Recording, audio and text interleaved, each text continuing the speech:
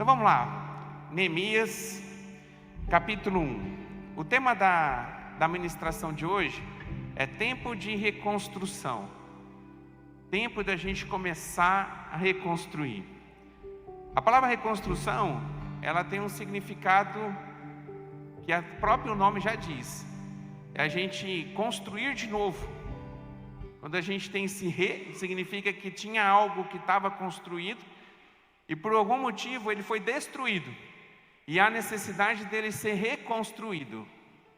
Então, geralmente, quando a gente entra num processo de reconstrução, é porque tem algo errado.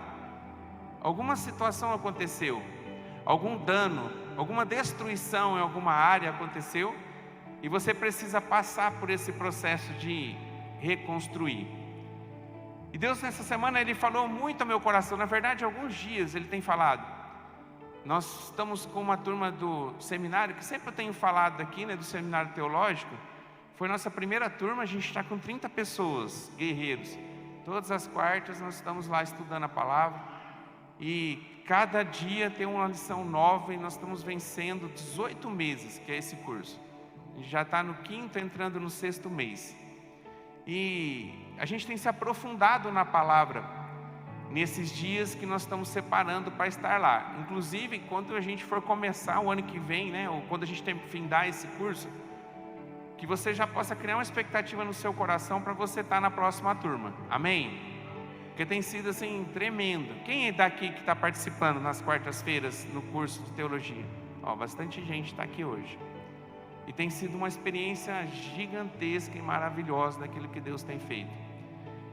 Como a gente está estudando os livros, e agora a última unidade que nós vimos, a gente estudou o Antigo Testamento, e a gente conseguiu perceber com muita clareza como que o povo, eles tinham um relacionamento com Deus, eles passavam por um processo de reestruturação, de paz, de alegria, de abundância.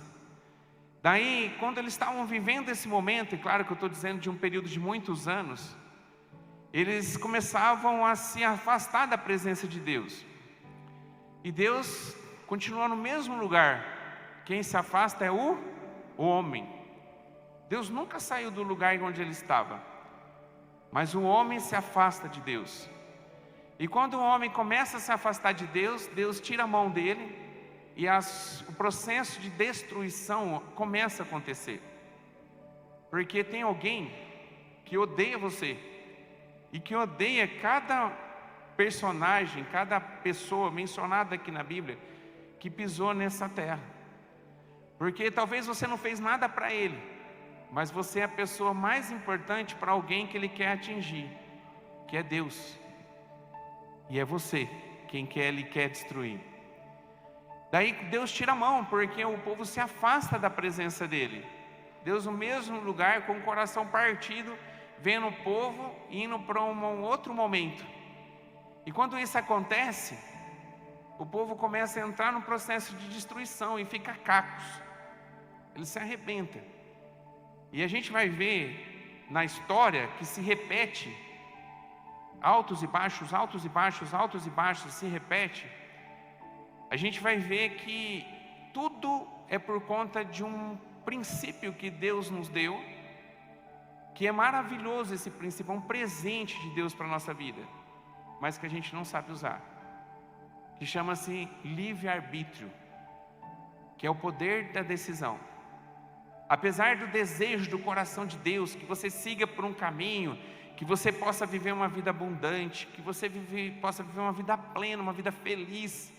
Muitas vezes a direção para essa vida feliz não é viver a sua vontade, mas é viver a vontade dEle. Porque a vontade dEle, segundo a palavra, é boa, agradável e perfeita. Mas muitas vezes a gente quer prevalecer a nossa vontade. E no lugar de seguir no caminho onde Ele está, a gente pega um outro caminho. Daí quando a gente pega outro caminho, nós vamos nos afastando da presença de Deus. A mão de Deus não fica mais sobre nós. Vem um tempo de destruição. Quando a gente vai ler esse livro de Neemias, porque ele tem tudo a ver com reconstrução. Eu já preguei várias vezes. E eu tenho certeza que Deus vai falar uma palavra diferente para você hoje através desse texto, porque a palavra se renova todos os dias. Amém? Não tem como falar de reconstrução e não lembrar de Neemias, porque ele foi um grande homem usado por Deus para poder reconstruir uma cidade destruída, que era Jerusalém. E eu quero situar você na história, para que você possa entender tudo aquilo que aconteceu na vida de Neemias, para que ele pudesse passar por esse processo de reconstrução. Aonde a intenção aqui, em nome do Senhor Jesus, é para que você possa olhar para a tua vida, e aquilo que está destruído, você entender hoje, que existe uma esperança. E dependendo da maneira em que você se comportar, você pode entrar hoje num processo de reconstrução. Amém? Glória a Deus. O povo desobedeceu a Deus. E Jeremias lá atrás, que era um profeta, ele começa a profetizar sobre o povo para que eles pudessem passar por um processo de arrependimento.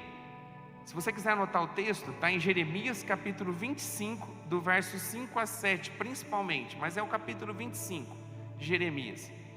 Jeremias, ele recebe uma palavra de Deus e começa a dizer para o povo que eles precisavam se arrepender e voltar de novo à obediência. Eles precisavam deixar tudo aquilo que eles estavam vivendo, que estava distanciando eles da presença de Deus, e retornar-se de novo para poder estar na presença do Senhor. O nosso Deus, o Deus que nós servimos, Ele é um Deus de amor, amém? Só que Ele também é um Deus justo. A justiça de Deus prevalece juntamente com o amor dEle. Ele é um Deus tão justo que antes dEle tirar a mão e permitir que o povo pudesse passar por um processo de destruição, Ele usa um homem, um profeta, para poder profetizar sobre o povo, dar esse alerta para o povo, dizendo que eles deveriam retornar à essência de novo para Deus. Daí, nessa palavra profética de Jeremias, ele diz assim que se o povo não se arrepender, eles seriam cativos e permaneceriam cativos na Babilônia por 70 anos. 70 anos. Praticamente ia se trocar uma geração na Babilônia, se eles não se arrependessem. O povo não ouviu. E muitas vezes a gente tem vivido um tempo assim. Deus está gritando em todo momento. Deus está bradando todo o tempo. Ele está chamando a nossa atenção em todas as coisas. Hoje, em nome de Jesus, eu sou profeta de Deus na sua vida e até mesmo na minha vida, para dizer para você, em nome do Senhor Jesus, que talvez você está por um fio para Deus, para estar distante das mãos do Senhor. Mas Deus está te chamando hoje para que você possa voltar, repensar as suas atitudes e voltar de novo na essência onde Deus está presente. Eu vejo isso em tudo. Até no momento que nós estamos vivendo na nossa nação hoje. Tem muita gente lutando, muita gente guerreando aí, brigando por conta do momento tão sensível que nós estamos vivendo na nossa nação. Mas eu posso dizer para você com toda a propriedade, nada disso, nada que nós estamos vivendo saiu do controle das mãos de Deus. Agora você pode estar, talvez, brigando por conta de um homem, ou você pode começar a lutar para repensar a sua vida, porque Deus, Ele vai tremer as nossas estruturas. Sabe por que isso? Porque Ele nos ama. A Bíblia diz assim, que o pai que ama é o pai que passa a mão e diz assim, vai, eu queria que você aqui comigo, mas vai lá você, vai lá, tudo bem, eu vou fazer as suas vontades. A Bíblia não diz isso. A Bíblia diz que o pai que ama é aquele pai que repreende. É aquele pai que desce o cajado. É aquele pai que chega e diz, você está errado. Você pode estar querendo ir para esse lado, mas você precisa repensar, você precisa voltar. E Deus está chamando a nossa atenção para isso. Receba essa palavra com muito amor, em nome do Senhor Jesus. Amém? Em nome do Senhor Jesus. E o povo desobedeceu. E o povo daí foi invadido pela Babilônia. Daí a Babilônia foi e pegou todos aqueles que moravam ali naquela localidade em Jerusalém, levou preso, cativo para a Babilônia e destruiu completamente a cidade. 70 anos se passaram. Aquilo que foi profetizado por Jeremias exatamente aconteceu. Porque Deus, Ele é um Deus que a sua palavra, ela não volta atrás. A sua palavra não volta atrás. Com Deus não se brinca. Amém? E ele ficou de 70 anos padecendo, sofrendo, estando cativos, morando numa cidade, num lugar que não era a sua própria terra. O povo foi levado para lá. Passou 70 anos. Uma turma, reinados mudam e uma turma retorna para Jerusalém, com um chefe, um líder chamado Zorobabel. E esse cara que retorna com o povo, com a parte do povo, a missão que Deus deu para ele era a reconstrução do templo. E naquela época o templo significava a presença de Deus. Aqui hoje, no tempo que nós vivemos hoje, o templo é eu, sou eu, é você. Amém? Porque como diz a palavra, nós somos templo do Espírito Santo.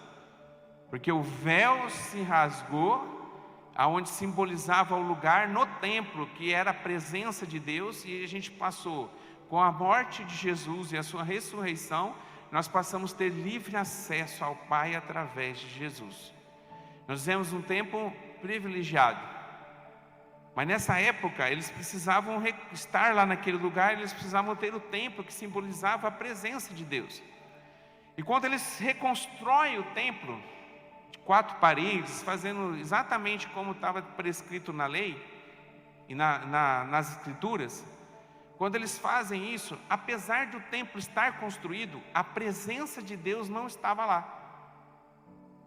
O Shekinah de Deus, a presença de Deus, de quando você entra num lugar, esse prédio aqui, se você vem durante a semana onde nada está acontecendo, ele é um prédio, simplesmente um prédio. Quando nós entramos aqui e começamos a adorar ao Senhor, ele deixa de ser simplesmente um prédio, porque nesse ambiente de adoração que nós estamos aqui, existe a presença do Senhor de forma comunitária, de forma coletiva, onde nós sentimos a presença de Deus e Deus está presente nesse lugar. E apesar deles terem feito essa reconstrução do templo, Deus não se fazia presente lá. Daí Deus levanta um homem chamado Esdras, e ele volta com uma turma para reestabelecer as leis, ou seja, levar as pessoas à obediência. Porque não foi só reconstruir um templo de paredes, era insuficiente para que Deus pudesse habitar no meio deles. Mas havia necessidade deles voltarem à essência de Deus. A eles se arrependerem dos caminhos que eles estavam caminhando, andando. A eles retroagirem para voltar para a presença de Deus. E assim Deus estar lá. Daí esse homem entra em cena e começa novamente a instituir as leis para que a obediência pudesse prevalecer.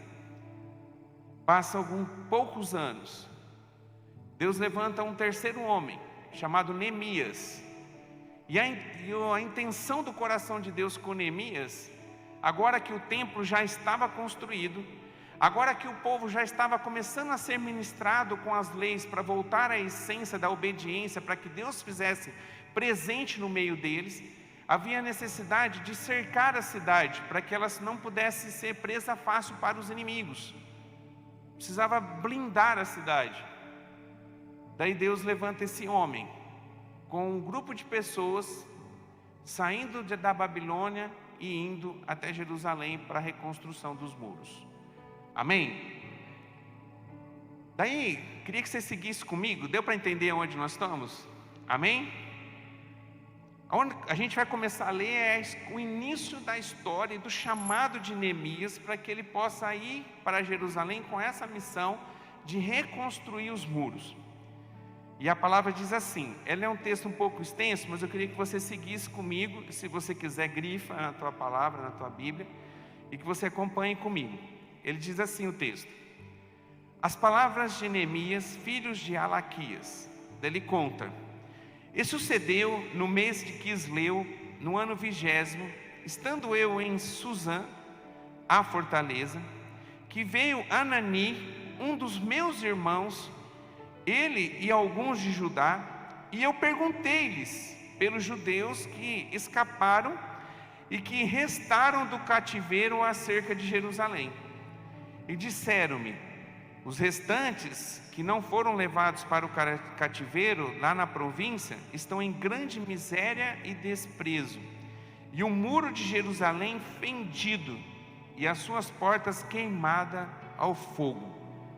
Aqui ele recebe um relatório do irmão dele de como estava a real situação daquela cidade, diante da destruição que ela tinha passado, mas mesmo com o retorno de algumas pessoas, ainda ela continuava dessa calamidade.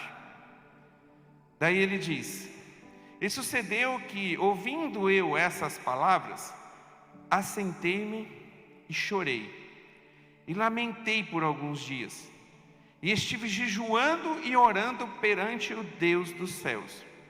E disse, ele faz uma oração: ah, Senhor, Deus dos céus, Deus grande e terrível, que guardas o conserto e a benignidade para com aqueles que te amam e guardam os teus mandamentos.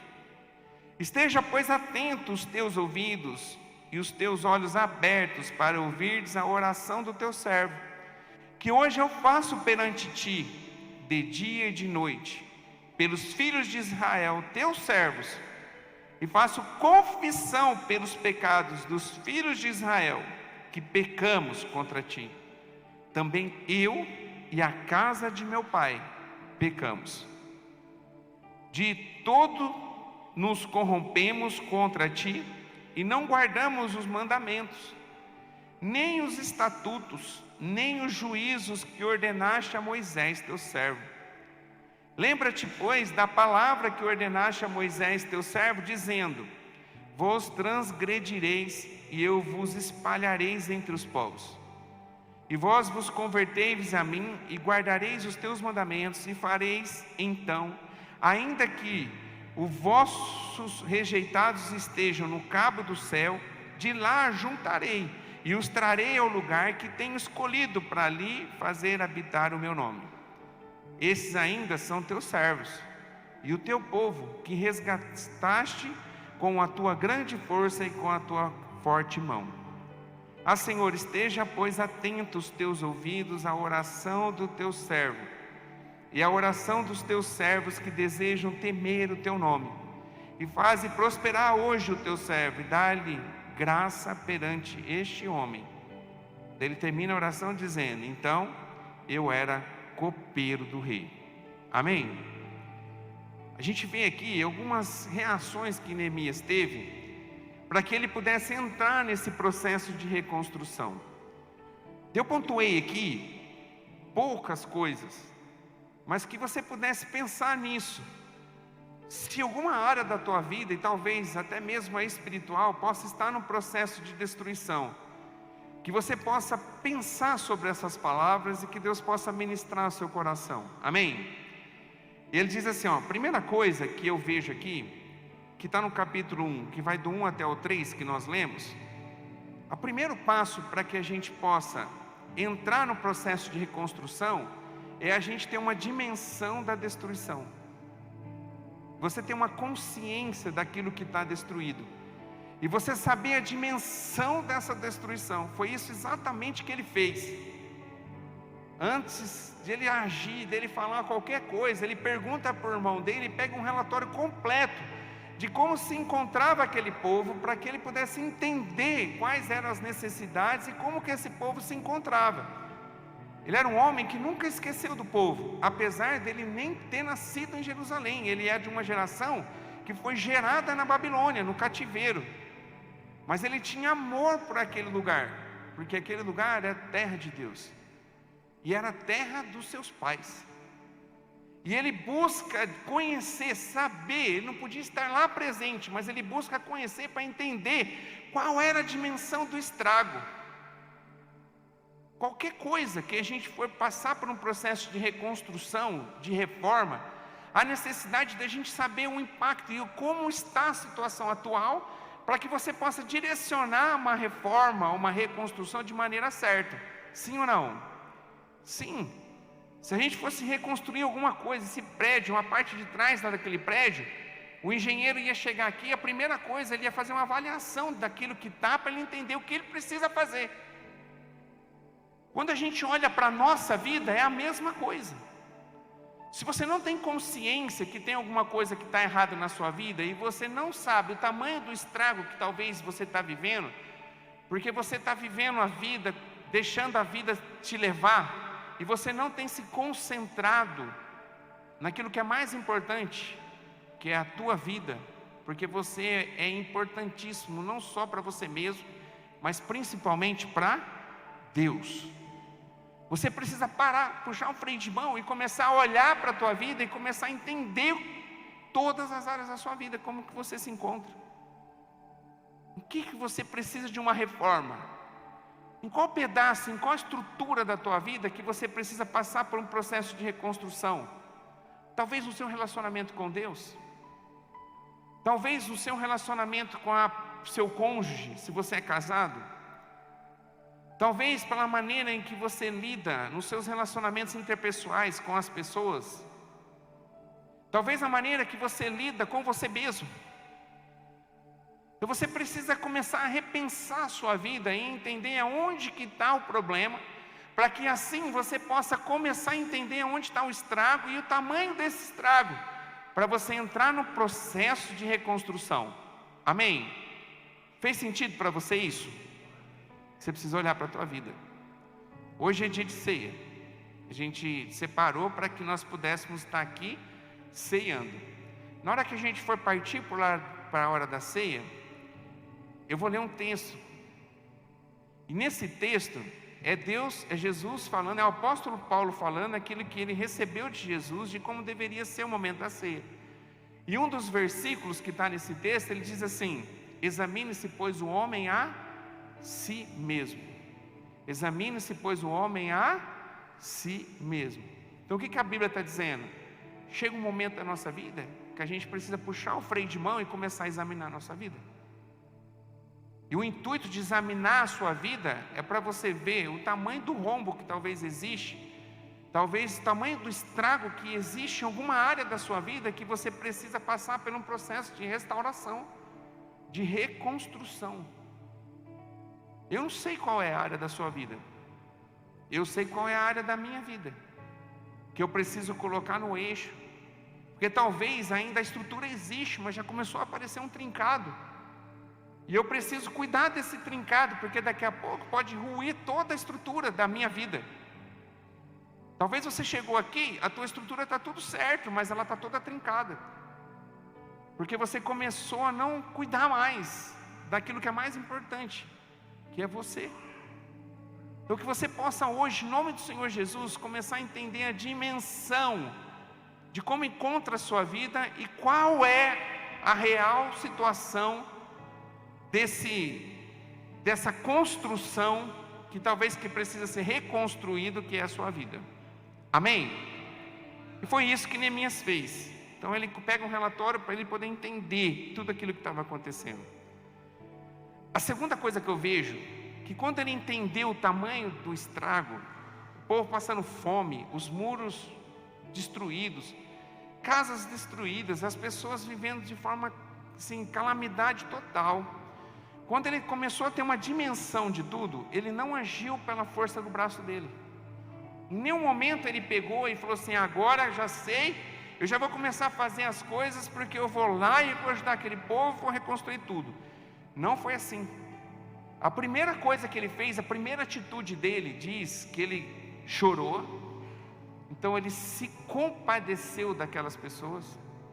E a partir do momento que ele se compadece, que ele se coloca na situação daquelas pessoas, a Bíblia diz que ele começa a orar e jejuar, de dia e de noite. Ele pagou um preço para poder entender da parte de Deus qual era a ação, qual era a atitude que ele deveria fazer para que ele pudesse entrar nesse processo de reconstrução. Quando você diagnostica, quando você sabe aonde que está o problema, onde que está a rachadura, onde que está a destruição, o segundo passo é você parar e buscar naquele que pode e sabe todas as coisas, para que possa assim direcionar a sua vida. Porque uma reforma, se você não pegar a pessoa certa e correta para direcionar a sua vida, por mais que você possa entrar por um processo de reforma, talvez você não vai resolver o problema. Porque talvez você vai seguir num caminho que não é o correto. Quem sabe, quem entende, é quem fez. E quem fez você foi o Senhor. O Senhor é especialista para olhar para a tua vida e direcionar a sua vida diante da destruição, o que você precisa fazer para poder reconstruir. Amém? Você está passando por um momento difícil? Já identificou qual é a área da tua vida que você está passando por luta, por dificuldade? Então chegou o momento de você pagar um preço de oração e jejum, de você dobrar o joelho e começar a clamar ao Senhor antes de você agir. Porque se você agir sem buscar o Senhor, a probabilidade de você errar é gigante. Então antes de eu agir, antes de eu fazer alguma coisa, eu vou parar e eu vou buscar. Eu vou buscar naquele que pode e sabe todas as coisas, para que ele possa assim direcionar a minha vida. Amém? Eu vejo isso acontecendo, que está nesse verso, no capítulo 1, no verso 4. O terceiro passo que eu vejo é o posicionamento que ele tem diante de Deus, entendendo a grandeza de Deus. E ele se posiciona como um homem que, apesar do povo estar completamente, muitos, distante de Deus e distante da essência, distante da obediência, e Deus só trabalha na obediência, ele valida isso, dizendo que o Senhor é um Deus que ama, que Deus que tem misericórdia, algumas traduções está misericórdia, que se compadece, mas é um Deus que faz tudo isso diante da contrapartida da obediência. E quando ele fala isso, ele está falando com propriedade, porque ele está dizendo que ele é uma pessoa que tem agido dessa maneira. Ele é uma pessoa que a forma que ele tem conduzido a vida dele reflete aquilo que Deus espera de um homem. E porque ele vive uma vida assim, ele tem a propriedade para poder falar com Deus. Eu tenho falado isso, irmão. E receba com amor e se deixe ficar no seu coração. Pensa naquilo que eu vou falar. Uma pessoa que está distante de Deus, que está longe de Deus, segundo a palavra, no meu entendimento da palavra, só tem uma oração que Deus ouve. Qualquer outra oração Deus não vai te ouvir. A oração que Deus ouve quando você está distante, quando você está destruído no seu relacionamento com Ele, a única oração que Ele escuta é a oração do arrependimento. É a única. Se você pode orar, você pode colocar o seu joelho no chão, você pode pedir por algo que está acontecendo na sua vida, a sua oração não sai do teto, porque você quebrou o relacionamento com Ele.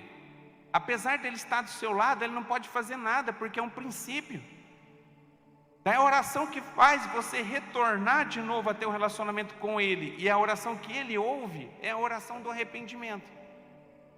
Daí você vê a oração aqui de Neemias, você vê exatamente essa oração. Ele se coloca responsável, junto com ele, a família dele, todo o povo, pelo caos que ele estava vivendo. Ele assume a responsabilidade dele como pessoa, juntamente com toda a sua família e também com o povo, do momento de destruição. E ele começa a pedir, clamar a Deus por perdão. Se você ver comigo, se você olhar, no verso 6, ele diz assim, esteja atentos os teus ouvidos e os teus olhos abertos para ouvires a oração do teu servo, que hoje eu faço perante ti de dia e de noite pelos filhos de Israel, teus servos. E faço, olha só, confissão pelos pecados dos filhos de Israel, que pecamos contra ti, e também eu e a casa do meu pai pecamos. De todo nos corrompemos contra ti, e não guardamos os mandamentos, nem os estatutos, nem os juízos que ordenaste a Moisés teu servo. Ele começa a assumir a responsabilidade do momento de destruição que o povo estava vivendo. E ele começa a confessar, no sentido de falar e buscar um arrependimento, uma tristeza profunda, uma mudança de direção diante do fato que eles estavam vivendo, que eles tinham vivido até ali, de distanciamento de Deus através da desobediência. Então ele começa a trazer a vida dele e a vida do povo, mostrando que eles estavam buscando uma aliança, novamente uma aliança com Deus. Qual tem que ser a sua oração nessa noite?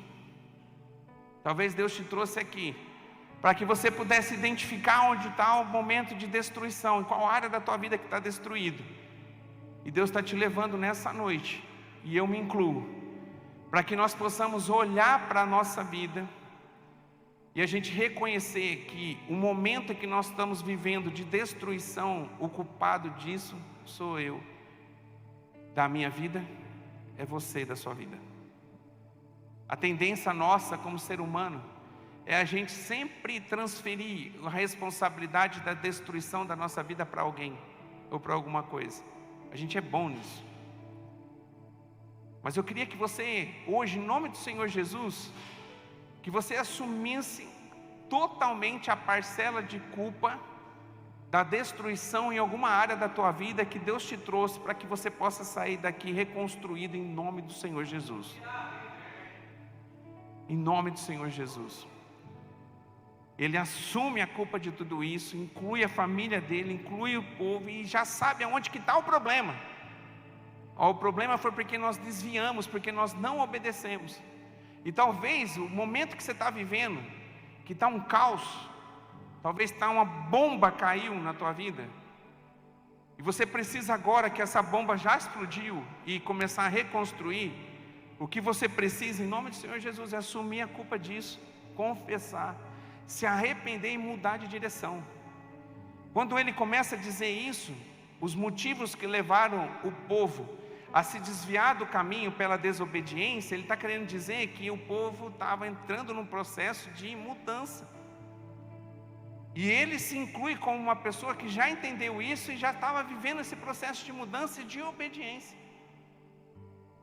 Deus, ele quer reconstruir a sua vida. Amém? E ele te trouxe aqui. Então, primeiro, em nome do Senhor Jesus, entenda o rombo que está, onde que está, tenha consciência em qual área da tua vida que você precisa passar por esse processo de reconstrução. Confia naquele que conhece todas as coisas, que te conhece e sabe. Deixa ele agir na sua vida, buscando ele em oração e jejum. E terceiro, aquilo que compete a você, faça a sua parte. Deus não consegue agir na sua vida se você não fizer a sua parte. Amém? Mais um. No capítulo 1, no verso 11, ele termina a oração dizendo assim: então eu era copeiro do rei. Ele era uma pessoa que era como se fosse um garçom, trazendo hoje para os nossos dias. Ele era alguém que servia o rei, e antes de servir o rei, ele experimentava aquilo que ele servia o rei, porque se tivesse envenenado alguma coisa, ele morria e não o rei. O copeiro do rei era uma pessoa extremamente de confiança do rei, e era uma pessoa extremamente leal ao rei. Ele tinha um cargo importante, mas ele não era um construtor, e ele não era um homem de guerra, ele era um copeiro do rei. Às vezes, quando a gente olha para a nossa vida e o tamanho do rombo que nós estamos vivendo, a gente talvez se sinta incapaz de passar por um processo de reconstrução. Mas eu posso dizer hoje com toda a propriedade, recebe essa palavra em nome do Senhor Jesus. Quem faz a obra não é você, quem faz a obra é o Senhor. E Ele capacita aqueles que precisam de capacitação para poder virar isso e reconstruir a sua vida. Em nome de Jesus. Talvez você está se sentindo assim, mas eu não consigo. Em nome do Senhor Jesus, você não consegue mesmo. Mas o Deus que está com você, Ele tem toda a propriedade para te capacitar, para que você possa passar por esse processo de reconstrução. Depende só de você. Ele era um copeiro. E a obra que Deus fez através desse homem foi gigantesca. Gigantesca. Ele em apenas 52 dias, ele reformou, ele reconstruiu os muros de uma cidade. Você sabe o que é 52 dias? Em menos de 2 meses, ele conseguiu algo tremendo, impossível aos olhos humanos. E Deus foi direcionando ele em cada etapa, em tudo que ele precisava fazer, para que ele pudesse não errar, para que ele pudesse acertar nesse processo de reconstrução. Tem gente que entra no processo de reconstrução, mas quando entra no processo, já abandona Deus. Você vai errar. Ele não fez isso. Você vai ver que em cada momento ele buscava a presença de Deus para entender qual era o próximo passo. E pensa numa luta que ele viveu para que ele pudesse reconstruir os muros em 52 dias. Lá no verso 2, no capítulo 2, no verso 4, ele está perante o rei. E ele estava com o semblante caído, em oração, jejum, e ele não estava feliz. E o rei diz no texto que ele nunca tinha se apresentado diante do rei com um cara infeliz. Ele era um cara sempre que estava com a cabeça erguida, sempre com o rosto, com um semblante bom. E o rei percebeu isso. Ele não deixou de servir o rei, mas a maneira que ele serviu o rei e o seu semblante mostrou para o rei que ele não estava muito bom, muito legal. Daí o rei pergunta o que ele queria, e ele conta para o rei. E o rei faz uma pergunta para ele: o que você precisa? Para que você possa ser um homem para poder mudar essa história lá em Jerusalém. Daí você vai ver no capítulo 2, verso 4, que tem uma frase, que ele diz assim: então, o rei me disse, que pedes agora? O que você quer que eu faça? Daí ele diz: então, orei a Deus dos céus. Antes dele falar, ele orou a Deus. E ele começa daí a falar aquilo que estava no seu coração. Ele não tem 2 momentos, é num único momento. Quando ele está falando com o rei fala isso, antes dele agir, na presença do rei, no seu íntimo, do seu coração, antes dele sair uma palavra da boca dele, ele orou no seu espírito a Deus, pedindo um direcionamento de Deus para aquilo que ele precisava pedir. Está vendo como o processo é importante? Se você começar a entrar no processo de reconstrução, em cada detalhe, em cada processo, em nome do Senhor Jesus, busque a direção de Deus, para que você não erre. Amém? Deus fez um milagre na vida desse homem. Ele usou ele para que ele pudesse, com o coração puro que ele tinha, com o coração arrependido que ele tinha, de um processo de mudança na vida dele, de um relacionamento grande que ele começou a buscar mais do que nunca na presença do Senhor, um milagre. 52 dias, Deus dá para ele uma sabedoria tremenda, para ele poder lidar com pessoas, com construção civil que não era a aptidão dele, para que ele pudesse reconstruir aqueles muros, para que a cidade pudesse começar a ser levantada agora, não mais ela vulnerável aos inimigos que estavam ao redor, mas ela estava blindada por fora. Porque quando a gente entra num processo de estruturação, começa a partir do seu coração, onde Deus habita. A partir de Deus, o templo sendo construído em você, a obediência traz a presença de Deus. E para você manter a presença de Deus, você precisa cercar os muros do seu coração. Foi exatamente isso que aconteceu. Primeiro, tomou a decisão de ser um templo. Segundo, através da obediência, trago a presença de Deus. Terceiro, eu blindo o meu coração para que eu não venha de novo entrar num processo de destruição. E Deus quer ministrar o seu coração nessa noite. Amém? Que você possa pegar essa palavra em nome do Senhor Jesus, que você possa olhar para você. Às vezes quando a gente escuta uma palavra dessa, vem na nossa mente assim: E talvez você está pensando nisso. Fulano tinha que estar aqui para ouvir. Fulano não tinha que estar aqui para ouvir. Porque quem tinha que estar aqui para ouvir, Deus trouxe para essa noite. Amém? Que sou eu, que é você. Porque Deus tem algo grande para a nossa vida. Mas para que a gente possa viver o grande de Deus, a gente precisa passar por esse processo de reconstrução. Vamos ficar de pé para a gente orar? Amém? Glória a Deus. Queria desafiar você, para que você pudesse fazer a leitura do livro inteiro de Neemias. Você vai ver o quanto que Deus vai falar ao seu coração. Quando a gente chega em Neemias capítulo 8, verso 10, os muros já estão reconstruídos.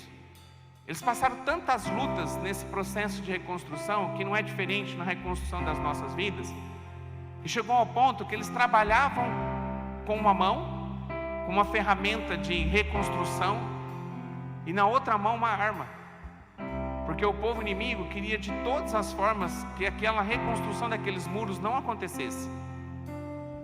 Nesse processo de reestruturação, de reconstrução da sua vida, tem muita gente que não quer que isso aconteça, e tem muita gente que vai contra você para tentar fazer com que o sucesso da reconstrução da tua vida aconteça. Então, às vezes, você vai ter que entrar nesse processo de reconstruir e vai ter que estar com a tua mão com uma ferramenta de proteção, que no caso deles era uma espada. E a espada que o Senhor coloca nas nossas mãos para que a gente possa lutar nesse processo de reestruturação, de reconstrução, é a palavra. Em nome de Jesus. Quando chega em Neemias capítulo 8, verso 10, depois de tantas lutas, tantas dificuldades, eles conseguiram finalizar. Para manter os muros reconstruídos, para que não venha nova destruição, precisa viver e pagar o preço da obediência. Daí, Esdras começa a fazer um discurso nesse momento da reconstrução. E ele começa a falar das leis que deveriam ser seguidas para que Deus pudesse se fazer presente, para que eles pudessem começar a viver um novo momento de relacionamento com Deus. E a Bíblia diz que conforme foi sendo falado, o semblante deles foram caindo, porque a nossa essência, infelizmente, não quer ser obediente. E eles começaram a sentir um peso muito grande diante da lei que estava sendo pronunciada por Esdras. Daí Neemias não tinha microfone, mas como se pegasse a palavra naquele momento, e disse uma frase que ele diz assim: gente, vamos levantar a cabeça, para de ficar assim, semblante caído, o desafio é grande, mas levanta a cabeça, porque a alegria do Senhor é a nossa força. A alegria do Senhor é a nossa força. Você consegue ter força quando você alegra o coração de Deus. É isso que ele está dizendo. Ele está dizendo assim, não é para você ficar caído, porque a partir do momento que nós vamos viver uma vida de obediência, a gente alegra o coração de Deus. E porque a gente alegra o coração de Deus, o Senhor vai dar a força que nós precisamos para que a gente possa vencer. Se você hoje, em nome de Jesus, decidir andar no caminho de obediência, por mais que você ter que pagar um preço para isso, fique em paz, irmão, porque você vai alegrar o coração do Pai, você vai alegrar o coração de Deus, e a alegria do Senhor é a força que nós precisamos para que a gente possa vencer, para que você possa ser o vitorioso, para que a presença de Deus real e verdadeira possa ser sobre a sua vida. Em nome de Jesus. Em nome de Jesus, pega esse versículo e grave no seu coração. Às vezes, tem pessoas que leem esse versículo e acham que o cabisbaixo, o chateado que as pessoas estavam, o cansaço, a feição caída que as pessoas estavam, era por conta dos 52 dias de construção. E não era. É porque eles estavam ouvindo a lei e a partir daquele momento eles precisariam obedecer. Mas vale a pena obedecer. Em nome de Jesus. Você abrir mão das suas vontades, dos seus desejos para obedecer a Deus. E é tão maravilhoso porque o sonho de Deus, os planos de Deus para a nossa vida é imensamente maiores que os nossos, diz a palavra. Os seus sonhos é desse tamanhozinho, os sonhos de Deus para a sua vida é gigante. Só que para você viver os sonhos de Deus, você tem que abrir mão dos teus sonhos, das suas vontades, para viver a vontade dEle. E quando assim você faz, se alegra o coração do Pai, e a força do Senhor vem sobre a sua vida. É o caminho. Então toma essa palavra nessa noite, em nome do Senhor Jesus. E eu queria convidar você, para que você fechasse seus olhos, e por um momento, que você pudesse entrar lá no início da palavra. No início eu disse que o primeiro momento, ele busca entender o tamanho do estrago. Então eu queria que você saísse daqui hoje, em nome de Jesus, já entrando no processo de reestruturação, de reconstrução da sua vida. Mas eu queria por um momento, e o Espírito Santo de Deus está aqui, eu creio, Ele está aqui. A gente não pode ver, mas a gente pode sentir a presença de Deus real e verdadeira neste lugar. E eu queria que nesse momento você pudesse, em nome de Jesus, começar a avaliar a sua vida. Avalie a sua vida agora. Começa a olhar para a tua vida, em todas as áreas, o seu relacionamento com Deus, o seu grau de intimidade com Ele. Se você tem sido obediente a Ele, Ele está chamando a sua atenção todo momento, mas você tem ouvido?